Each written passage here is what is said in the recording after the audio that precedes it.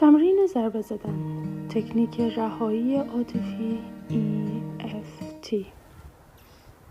برای تمرین ضربه زدن در یک موقعیت راحت بنشینید یا بایستید. به چند نفس عمیق بکشید.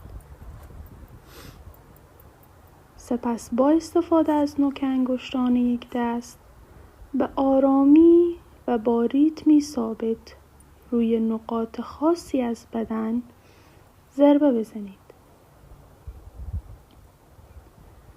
از بالای سر شروع کنید. سپس به پیشانی، اطراف چشم‌ها، زیر چشم‌ها،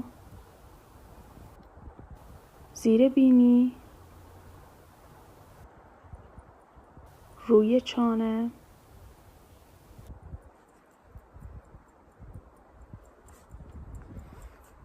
روی استخوان ترقو،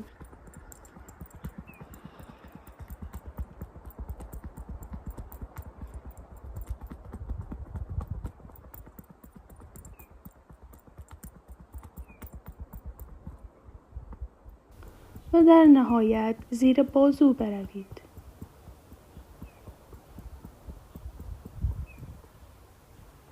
در هر نقطه 5 تا 10 بار با آرامی ضربه بزنید.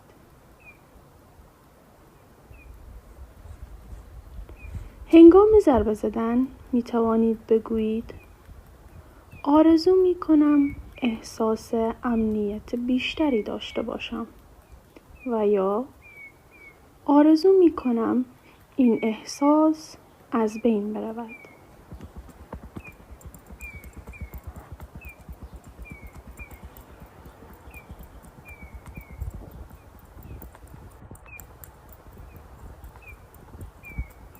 اثر بخشی تمرین. ضربه زدن ریتمیک انتهای اعصاب را تحریک می کند و به سیستم عصبی کمک می کند تا از حالت هشدار به حالت آرامش تغییر کند.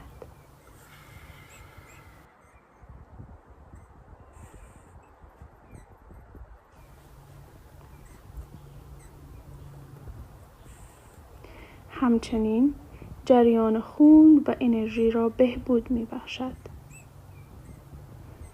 ذهن را از افکار اضطراب آور منحرف می کند و توجه را در لحظه حال متمرکز می کند.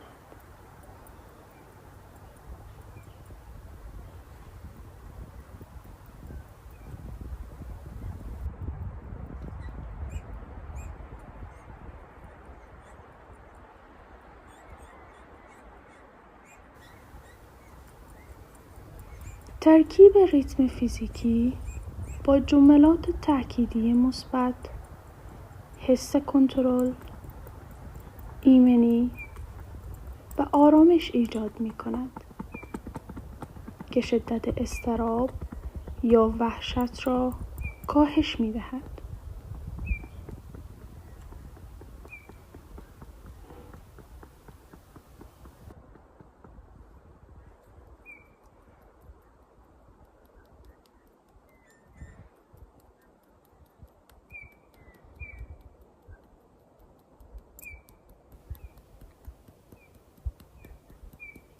تکنیک ضربه زدن TTT تروما نسخه ای از EFT و سایر تکنیک های ضربه زدن مشابه است که با تروما مرتبط است.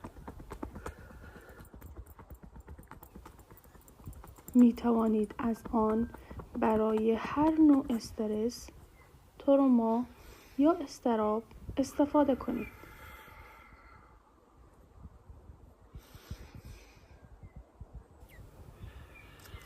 بهترین حالت این است که روزانه از آن استفاده کنید تا سطح استرس تنظیم شود.